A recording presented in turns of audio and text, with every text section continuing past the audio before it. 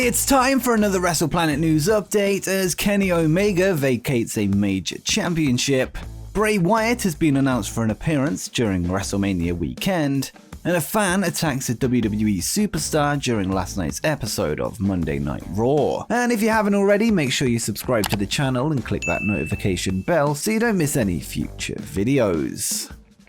Former WWE RAW Women's Champion and the first ever UFC Women's Bantamweight Champion Ronda Rousey would appear on Facebook Live this week where she discussed her contract status with WWE. Her deal was reported to have expired earlier this year following WrestleMania 37, as we discussed in a video back then, although Ronda was unsure if this was the case. When asked by her chat if she was still signed to WWE, she would say, asking if I'm still under contract with WWE. I don't think I am, but who knows? That's a question for the lawyers. When asked if she had been talking to WWE COO Triple H about a return, Rousey would reveal that she is still in contact with his wife Stephanie McMahon, although she hasn't spoken to Hunter since his cardiac event in September. And she said, I actually keep in touch with Stephanie McMahon because she's sweet and we send each other baby pictures. I haven't talked to Triple H since before he had like a heart surgery or something. Hope he's doing alright. Whilst Ronda Rousey's contract status appears to be up in the air, it is likely that she is in fact not under contract unless WWE have managed to extend it due to her recent pregnancy. We've seen WWE pull this stunt with injuries with Jeff Hardy and Brody Lee, who both had their contracts extended due to a clause.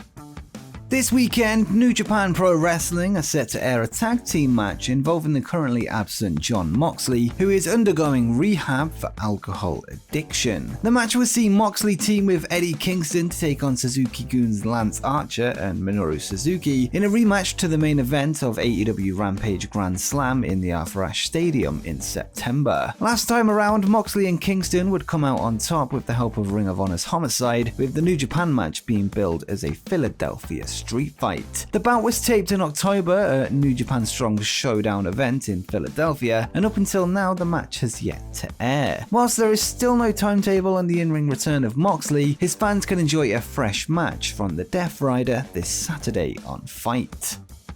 This week, Impact Wrestling would hold their latest TV tapings from Sam's Town in Las Vegas, Nevada. According to PW Insider, a former WWE Superstar was spotted at the shows, as the former Summer Rae was in attendance backstage. While she was at the tapings, she didn't appear in the ring, and there is still no word on if she is in negotiations with the promotion or if she was just visiting. Rae has been a free agent ever since she was released from her WWE contract in late 2017, and has only worked 2 matches since, one in 2018 and one in 2019, both for Battle Championship Wrestling in Victoria, Australia. Earlier this year, it was announced that Rae was joining Cornerstone Global Management LLC, a cryptocurrency company, and would play a leading role for them heading into next month's Bitcoin 2021 conference. Whilst that seems a far cry from her former wrestling career, it looks like she could be stepping back in the ring sometime soon.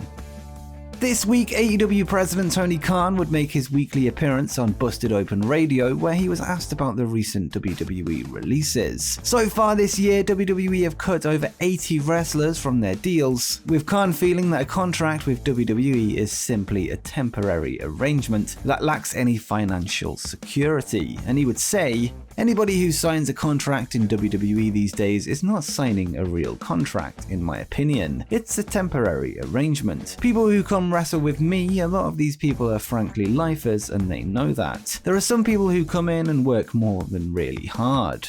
I feel like it's their actual life and will be with me for the rest of my life. And I don't know if everybody who works for my competition can say that. I think there are people who work there and they aren't even sure that they're going to be there next week. Khan would go on to compare the contracts with WWE to those with AEW, with him feeling that AEW would provide more security, and he added, there is a lot more security with the contract here. I can't say that I'm going to extend every contract or bring every person back, but I also, through the last couple of years, have not been doing mass layoffs.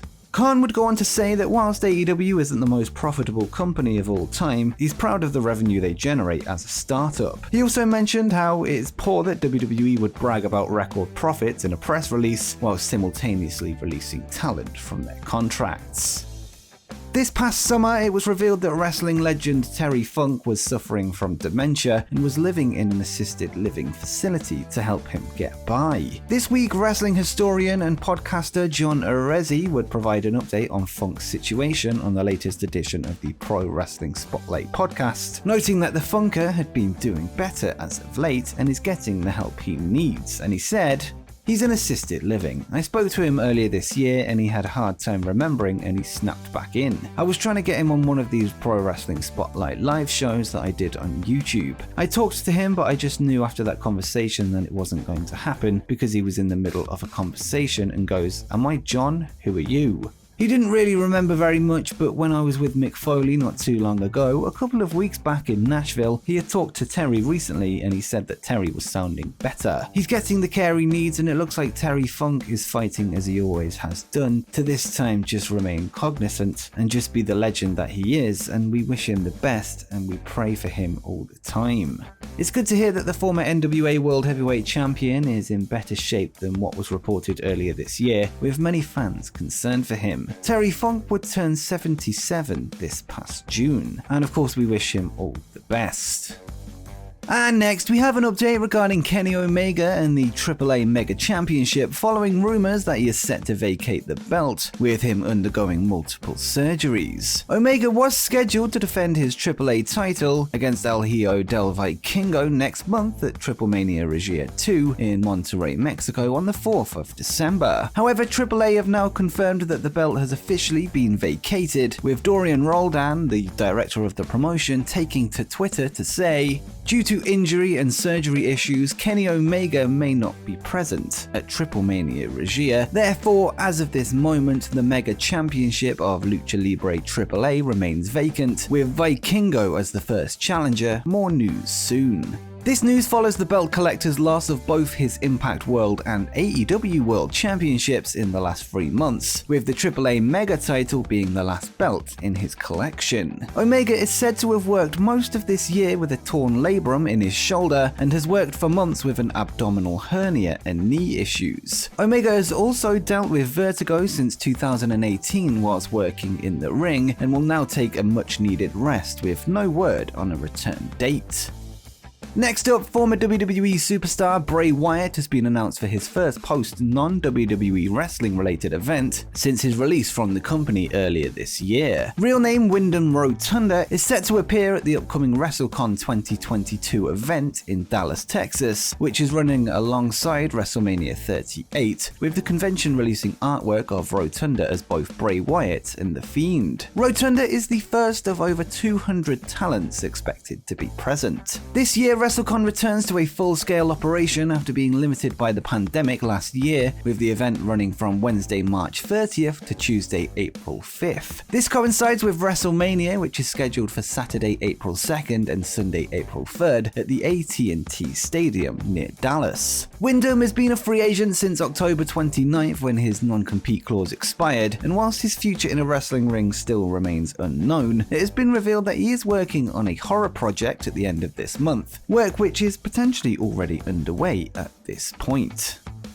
Last night, WWE would hold the latest episode of Monday Night Raw from Brooklyn, New York, where there was an incident involving a fan and a wrestler. Finn Balor was scheduled to take on Seth Rollins in a singles match, before which Rollins ambushed his opponent beforehand. Rollins would beat Balor in and out of the ring before making his way to the back as trainers checked on Balor in the ring. However, as Rollins got to the top of the entranceway, a fan would run towards him, tackling him to the ground. The camera would quickly cut away before security rushed over to pull them apart, with the fan being taken away. Whilst the broadcast didn't show the incident fully, fan footage shows the entire tussle. WWE would release a statement to a number of news outlets addressing the incident, revealing that legal action will be taken on the individual involved, and they said, WWE takes the safety of its performers very seriously. The individual who attacked Seth Rollins has been turned over to the NYPD and will be prosecuted to the fullest extent of the law. This was followed by a report from the New York Police Department sent to ESPN, who named the individual as Elijah Spencer. ESPN would report that Spencer is being charged with an attempted assault and attempted violation of arts and cultural affairs, which in essence is disrupting a live sporting event. Police say that at about 9:20 p.m. local time, Spencer left his seating section, jumped the metal barricade and attacked Rollins, who suffered swelling on his lip. According to the police report, Rollins, real name Colby Lopez, would refuse medical attention. Clearly there was some kind of security issue here that allowed this to happen, with Rollins being lucky that the idiot wasn't carrying a weapon. Hopefully this kind of thing can be avoided in the future, and if you are a fan at the show, just don't jump the rail. And before you go, why not check out my video where I discuss what's next for the recent batch of releases from WWE.